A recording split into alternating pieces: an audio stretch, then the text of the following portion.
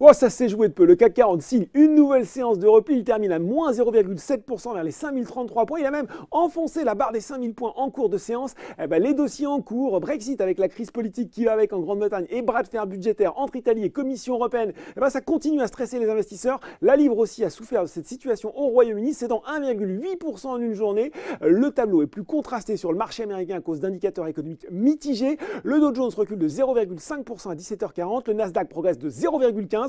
Profitant notamment du rebond d'Apple, toujours soutenu par Morgan Stanley, qui a réaffirmé sa recommandation à surpondérer.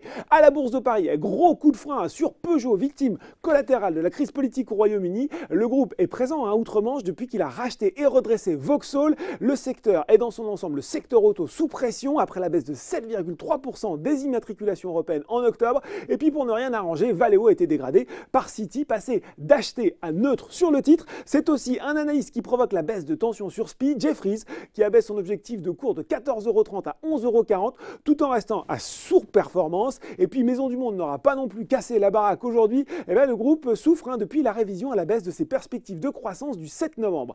Parmi les hausses, cette fois, le câblier Nexans termine en tête du SBF 120, Europcar, Technicolor, Schneider sont également bien orientés. À la faveur d'un rebond du Brent, ça va aussi un petit peu mieux pour les valeurs du secteur comme Total ou Valorec.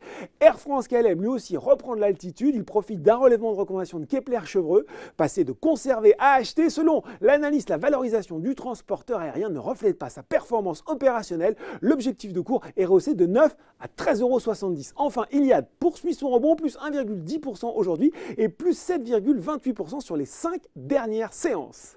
Voilà, c'est tout pour ce soir, mais n'oubliez pas, le reste de l'actu éco et finance est sur Boursorama.